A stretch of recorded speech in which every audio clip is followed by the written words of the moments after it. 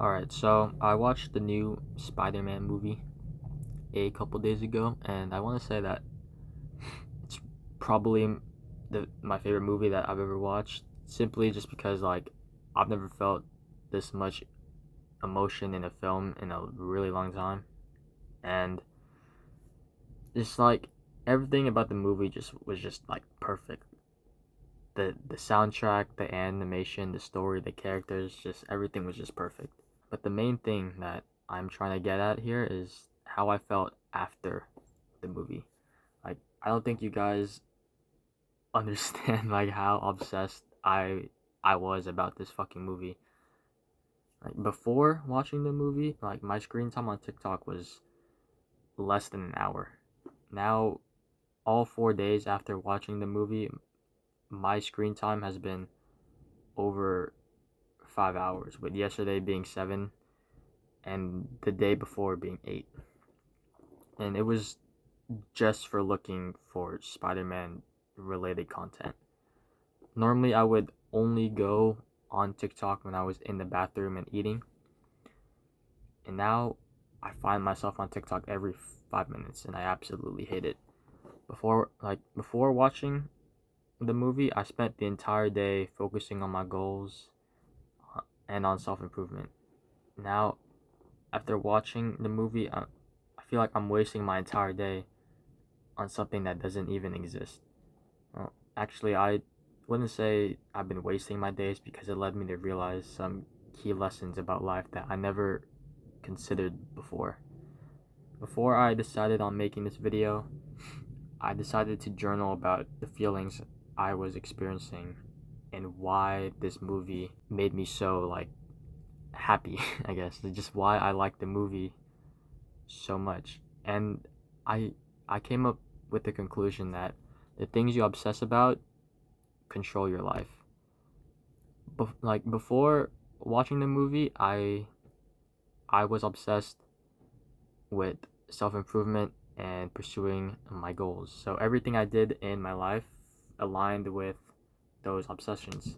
Like everything from my YouTube recommended, my TikTok for you page, they were all related to self improvement. Like all the videos I got were all self improvement and business videos. And even my decisions and actions throughout the day, they all correlated with my obsessions.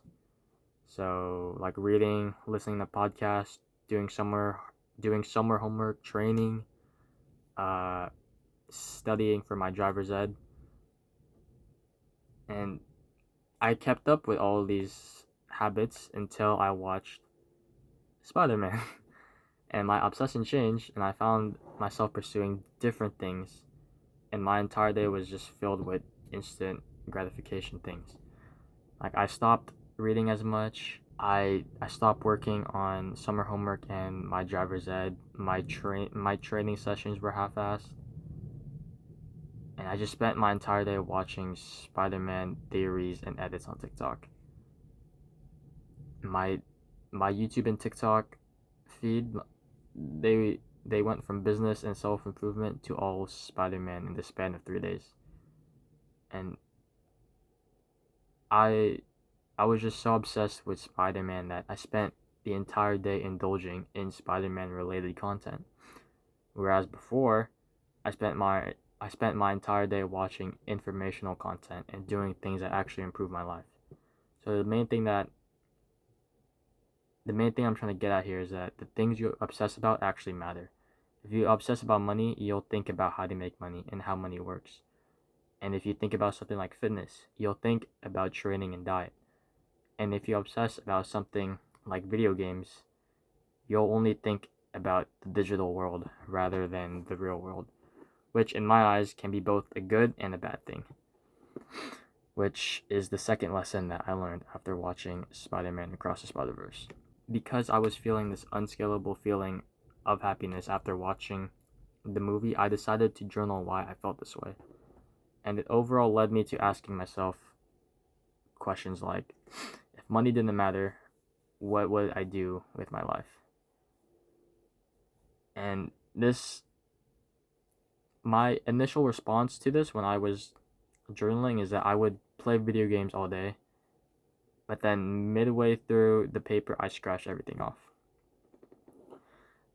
I I did this because I realized if money didn't matter, I'd still have the same goals that I had before, which is to become the best version of yourself and to live your best life. And I came up with this conclusion because I reread a section in the book Rich Dad Poor Dad by Robert Kiyosaki, talking about how your motivation for life shouldn't be about money. It should be about your own personal goals and beliefs. And it made me think about what motivates me to live my life, which is to just live the best possible life that I can. Like having my dream physique, dream house, doing the things that I like doing, etc. And this journal prompt made me think that if the multiverse is real, I I want this timeline to be the one where I become the best version of myself and where I am living my best life. Well, I keep saying this thing of become the best version of yourself and live your best life, but what does it even mean? And what does this best version even look like for me? I then thought to myself, okay, if nothing else mattered in this world, if everything was provided to me, like food, shelter, money, what would I do? And I thought about this because once I do become that best version of myself, what would my best life be?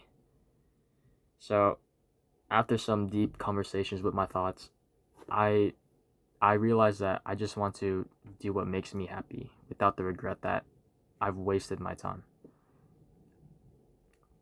So I was looking at Jimmy Butler's stories on Instagram, and I noticed he posts a lot about just him doing activities that make him happy, like playing cards, watching tennis, going to an escape room, and even watching the Spider-Man movie. And in a post game conference after the loss of Game 1 of the NBA Finals against the Nuggets, he was asked how does he mentally reset after a struggling loss, which he responds along the lines of doing normal stuff that he loves and can fall back on because at the end of the day, it's not always just about basketball and will never be just about basketball. Jimmy Butler is one of the best basketball players right now, but outside of playing basketball, he's doing normal stuff because he is a normal person. And in parallel, it's the exact same with money. At the end of the day, it's not always about just money. It's about what you can fall back on and what makes you happy in life. And that's how I want to live my life. I I I want to live the successful luxury lifestyle that involves having a lot of money that everyone dreams about. But I also want to spend time doing things that I I like doing, which to be honest is watching movies and shows and playing video games and all this random shit. I just want to do the things that make me happy without the regret that I've wasted my time. Like I want to reach this success luxury lifestyle so I can do the things that I like doing. Back to what I was saying earlier about doing things that make me happy without the regret that I've wasted my time is that I want to reach this point in life where when I do play video games or watch movies, it doesn't have a negative impact on my future. A lot of these self-improvement and business influencers say to stay away from these things because they are instant gratification and that instead you must pursue delayed gratification, which is 100% correct. But the way I see it is that I am delaying all of these instant gratification things. So when I do become successful, I can do all of these things without wasting my time. And this is also something that all successful people do. Like these celebrities and successful influencers all sacrifice their time when they're young. So they can become successful and do all of these things like go to sporting events or travel when they're older. Now I actually want to talk about some like life lessons about the actual movie. So the movie talks about this concept of canon events, which are events that every Spider-Man goes through that makes them Spider-Man. Like these things being like losing someone close to them, the death of a captain, things like that.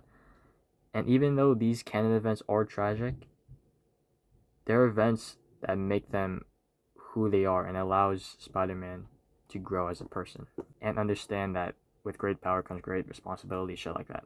But if you really think about it, all the bad things that happen in your life happen for a reason.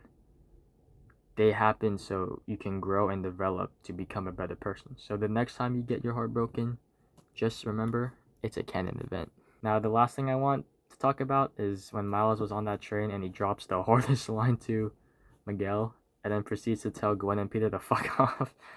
Like, the whole thing is that everyone keeps telling Miles that he isn't supposed to be Spider-Man and telling him how he should live his life. But Miles, being the G that he is, just rejects all of them and wants to write his own future.